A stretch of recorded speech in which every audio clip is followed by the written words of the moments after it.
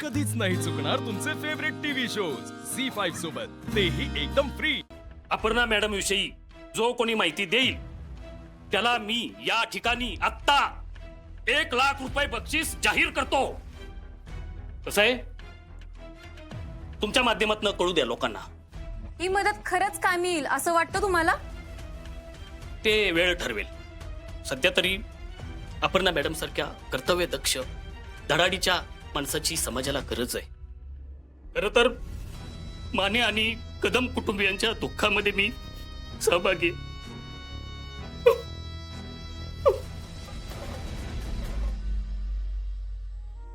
Sir,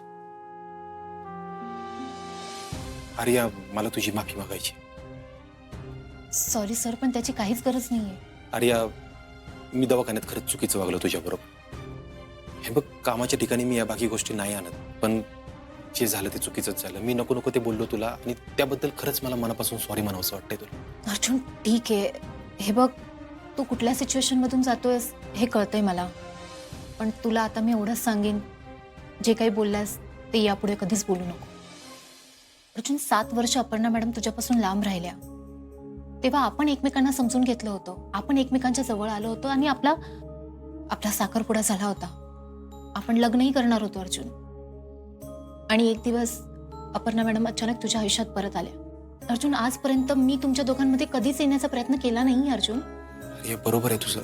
हे बघ आर्या, आपीमुळे आपल्यात अंतर नाही आलं। खरं तर आपलं एकत्र येणं शक्य नव्हतं का? ते मी कधीच मान्य केले अर्जुन।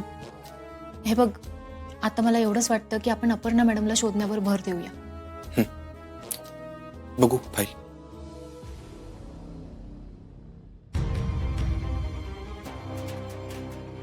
या फाईलमध्ये अपर्णा मॅडमच्या ऍक्सिडेंट पासून ते मिसिंग पर्यंतच्या सगळ्या डिटेल्स मी नमूद केलेल्या आहेत। शिवाय आपण त्यांना कोणत्या ठिकाणी कोणत्या वेळी शोधलेलं आहे ते सुद्धा नमूद आहे। सर, या फाईलवरून हेच क्लिअर होतंय की अपर्णा मॅडम आपल्याला अजूनही सापडलेल्या नाही आहेत सर।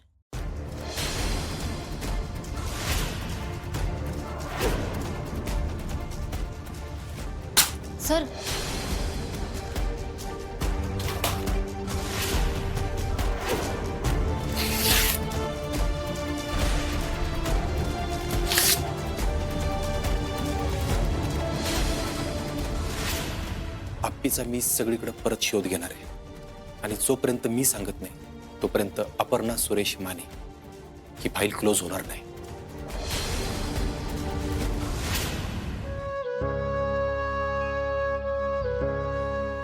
बापू, हो, इथं काय करताय तुम्ही? अहो, मी तुम्हाला आत किती शोधलं। विनायकराव, घरात मन नाही लागवतो माझं। बापू, असा विचार करून चालेल का सांगा बघू? हा, अहो, तुम्ही आज सोडून चालणार नाही बापू। असं नाही सोडत मी विनायकराव। तुम्हाला सांगतो, आप्पा फक्त माझी लेकच नसून तिच्या डोळ्यात मी माझी आयुष्यभराची सगळी स्वप्न बघितली होती। कठीण परिस्थितीवर मात करायला, अडचणींवर मात करायला मी तिला तयार केलं होतं। तिच्या असल्या जाण्याच्या छोट्या छोट्या कणभर बातम्या अशा काळजाला घर पाडते तो। बापू, अहो, अमोल बरा होणं जसा चमत्कार होता ना, तसाच चमत्कार होऊन आप्पी नक्की घरात परत येईल।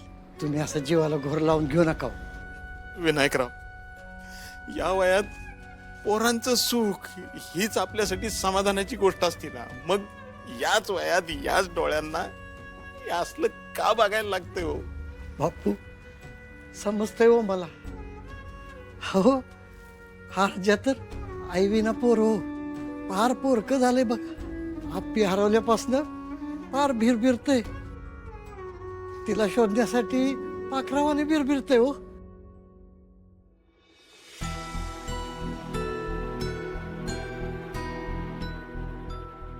माझी आप्पी पण कामात असताना अशीच पायाला भिंगरी लावून पाहिजे। खरंच विनायकराव, आसगाव मधल्या छोट्या गावातनं कलेक्टर पदापर्यंतचा प्रवास असा इतकं सोपा नव्हता हो।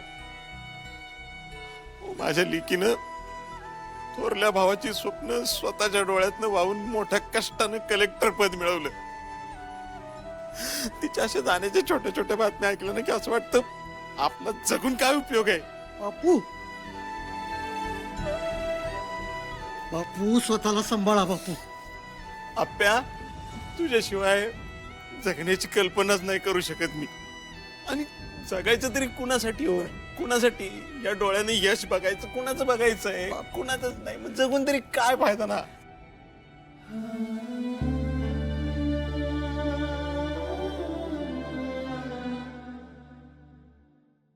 येते हा ग, हप्पीनं कुणाचं काय बी वाकडं केलं नव्हतं ग.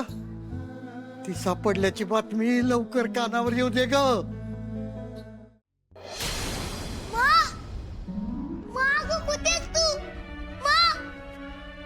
हे माझं बाळूबा, इकडे ये.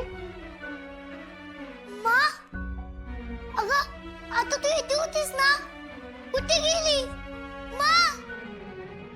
अरे बाळा, हे बघ इकडे आहे मी. ये इकडे. अगं मला तुझी आठवण येतेय आणि तुझा फक्त आवाजच येतोय.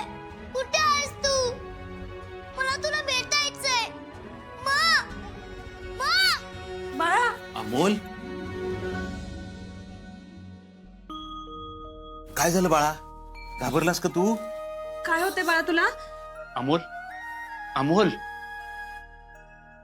रुपाली, मला वाटतं त्याला स्वप्न पडलं असेल. पाणी दे त्याला. बाळा तुला बरं वाटतंय ना? का आपण लगेच दवाखान्यात? नको दीपी मम्मा, मी ठीक आहे. मला नाही जायचं दवाखान्यात. बाळा, हे घे, तू पाणी घे आधी. सावकाश.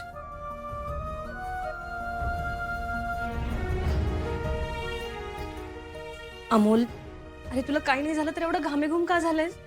घाबरलास का तू? तुला काही स्वप्न पडलं का? छोटे सरकार, अहो सांगा ना, काय झालं? मम्मा, मला स्वप्नात माचा आवाज येत होता, पण ती दिसलीच नाही. बोल बाळा, अरे तू पहिला शांत हो. आता काही तुला त्रास होत नाही ना? नाही आजोबा, मी ठीक आहे. मोना, त्याला जरा गोड खायला दे. घसा कोरडा पडलाय त्याचा. हो. नको दीपे मम्मा, मला काहीच खायला नको.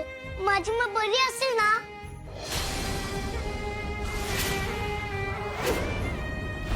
अरे अमोल बाळा, काही होणार नाही तुझ्या माला. तू असा काही विचार करू नकोस आणि काळजी करू नकोस बाळा. अजून ती काय येत नाहीये बापू. अरे अमोल, तुझा बाबा गेला ना तिला शोधायला. तो आणल ना तिला शोधून. तू नको काळजी करू. हा अमोल, बाळा तू जेवढा विचार करशील ना तेवढा तुला त्रास होईल. शांत हो बरं तू. मामा, आई पण माझी माँ. अरे मा येणार की परत. हे बघ, बाबा तिला लवकरात लवकर परत घेऊन येईल. पण मा परत आल्यानंतर तिला तू ठणठणीत दिसला पाहिजे का नाही? मग अमोल, तू आता जास्त विचार करू नकोस. हा, झोपा. हा, आराम करा. ये.